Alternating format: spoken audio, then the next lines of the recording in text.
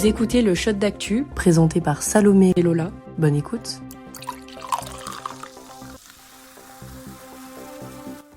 L'Éthiopie est un pays de 115 millions d'habitants, situé sur la corne de l'Afrique, limitrophe avec l'Érythrée au nord, le Soudan à l'ouest, la région Afar à l'est et la région Amhara au sud.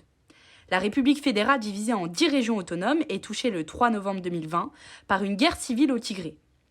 Le conflit, qui a fait 600 000 morts civiles, opposait les forces gouvernementales aux rebelles de la région. Un an après l'accord de cessation des hostilités engagé par l'Union africaine à Pretoria le 2 novembre 2022, les mécanismes de la justice pénale sont remis en cause au profit d'une justice traditionnelle pour réparer la société. Mais alors dans quelle mesure une justice transitionnelle inspirée de la tradition permet-elle de réconcilier les différents acteurs du conflit afin d'envisager une paix plus stable ?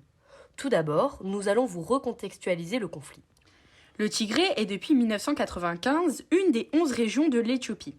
Elle abrite 6% de sa population. Il faut remonter en 1991 pour comprendre les racines du conflit. Alors que le dictateur Mengistu Haile Mariam dirige l'Éthiopie depuis presque 20 ans, les forces rebelles menées par le Front de libération du peuple tigréen pénètrent dans Addis Abeba pour renverser le pouvoir. Par le biais de Meles Zenawi, homme fort du parti qui restera au pouvoir jusqu'en 2012, le TPLF marquera l'histoire politique nationale, notamment en menant la guerre contre l'Érythrée de 1998 à 2000.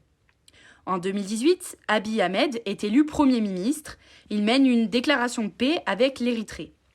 Le FLPT remet en cause le gouvernement qui menace son influence et la légitimité de cette décision.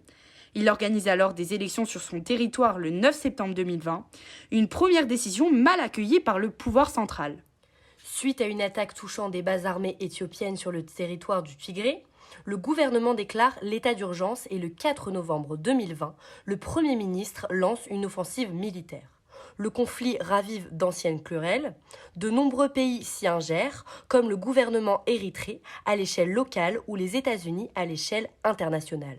Les modes d'action sont diverses et parfois non conventionnels, comme les attaques terroristes ou les guérillas menées par les rebelles. À la fin de la guerre, on compte 600 000 morts et 2 millions de déplacés. Les conséquences s'avèrent catastrophiques.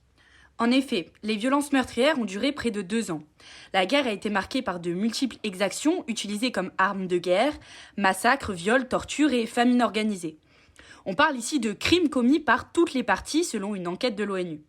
Pour rappel, un crime de guerre est une violation des droits et coutumes de la guerre définis lors de la Convention de Genève. Un accord est signé à Pretoria le 2 novembre entre le gouvernement et les rebelles du Tigré. Il marque une paix bilatérale. Mais la justice pénale intervient également avec pour enjeu de garantir la responsabilité, la vérité, la réconciliation et l'apaisement entre les populations. Alors Salomé, cet objectif a-t-il été réalisé ? Eh bien non. Le système judiciaire officiel et pénal crée des attentes insatisfaites. Le droit éthiopien, codifié vers 1950 sous la supervision des Européens, met en œuvre une justice pénale basée sur la décentralisation des pouvoirs. Il existe 2 systèmes de tribunaux, fédéraux et régionaux. Ils ont chacun leur structure et administration indépendante propre. Cette justice a officiellement le monopole en Éthiopie, mais elle manque considérablement aujourd'hui de moyens pour fonctionner.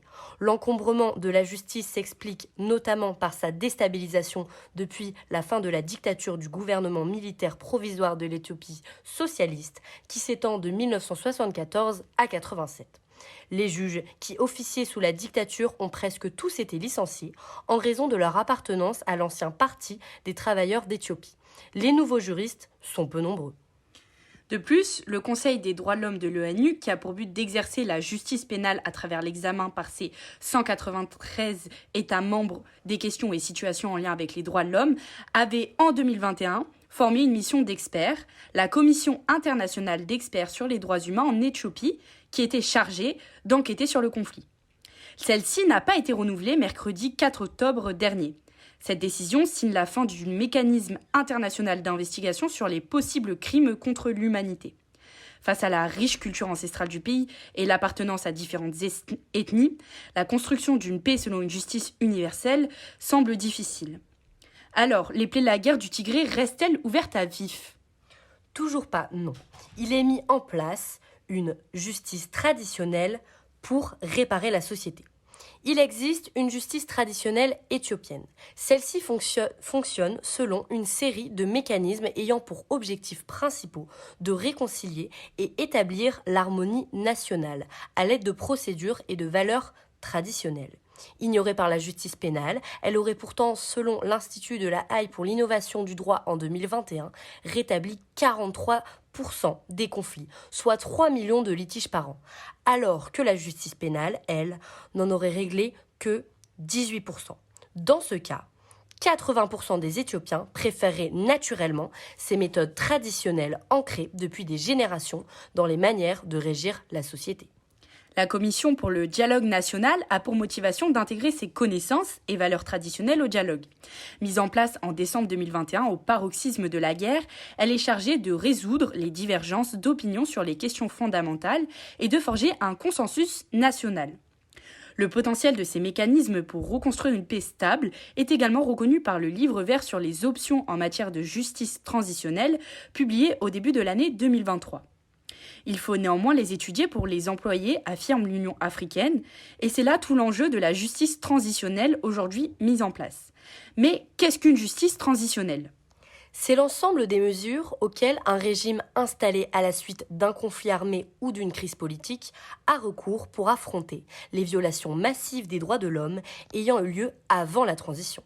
Elle est composée de mécanismes judiciaires et non judiciaires, comme la recherche de vérité, l'engagement des réparations ou encore la prévention de la récurrence des violations. Et donc, dans ces conditions, comment est envisagée l'intégration de la justice traditionnelle à la justice transitionnelle ? Eh bien, tout d'abord, à l'échelle nationale, c'est considérer les valeurs de justice traditionnelle comme des valeurs communes visant à rétablir la paix. Ces valeurs sont ici de la philosophie sud-africaine, l'Ubuntu, qui vise à rechercher la réconciliation par l'appartenance à une humanité. À l'échelle locale, il s'agit de faciliter l'organisation des séances de dialogue interethnique grâce à ces valeurs. Enfin, à l'échelle pénale, les mécanismes traditionnels permettraient de rendre la justice à plus grande échelle, en constituant des tribunaux coutumiers. Ces tribunaux, ensuite intégrés à la justice transitionnelle, permettront un double système avec une efficacité bien plus productive dans ces conditions. Alors, pour conclure, l'initiative gouvernementale de janvier qui vise à l'arrivée du processus transitionnel d'ici l'année prochaine est un bon premier pas vers la réconciliation. L'accord stipule que le gouvernement éthiopien mettra en œuvre une politique nationale globale de justice transitionnelle visant à la responsabilisation, à l'établissement de la vérité, à la réparation des victimes, à la réconciliation et à l'apaisement, et qu'il sera élaboré avec la contribution de tous les acteurs concernés. La justice traditionnelle ayant ses limites, sexisme ou coopération entre les chefs coutumiers, doit subir des adaptations substantielles au système. Cependant, n'ayant pas vraiment reçu de soutien politique ni de financement adéquat, son exécution pourrait être retardée. Ces nouveaux processus auraient besoin d'un soutien politique beaucoup plus important. Nous vous proposons le parallèle du jour. Les tribunaux traditionnels peuvent régler des crimes de guerre. Ça a notamment été le cas au Rwanda grâce aux tribunaux Gacaca qui ont permis de rendre justice aux victimes du génocide des Tutsis. Maintenant, je laisse la parole à Salomé pour le Shot Culture. Si vous aimez stimuler tous vos sens grâce à l'art, Cyrine Amar le fait pour vous. Mêlant photographie, sculpture et trompe-l'œil, elle vous présente au sein d'une exposition sa démarche créative au Centre d'art plastique et visuel à Lille. Plus d'informations techniques en légende. Oser la liberté, c'est le nom d'exposition du Panthéon qui met en valeur tous ceux qui ont lutté contre l'esclavage. Elle retrace l'histoire d'un combat long et courageux jusqu'au 11 février 2024 à Paris et c'est gratuit pour les moins de 26 ans. Enfin, concernant les réseaux, je ne peux que vous conseiller le conte Grosso Modo qui nous amène dans les balades de son imagination. C'est tous les dimanches et le concept est simple. Un humain lambda qui nous partage son art imaginatif guidé par sa voix et ses images. Juste assez pour se laisser évader quelques instants. Merci Salomé et merci de nous avoir écoutés. Nous vous retrouvons vendredi prochain pour le prochain Shot d'actu.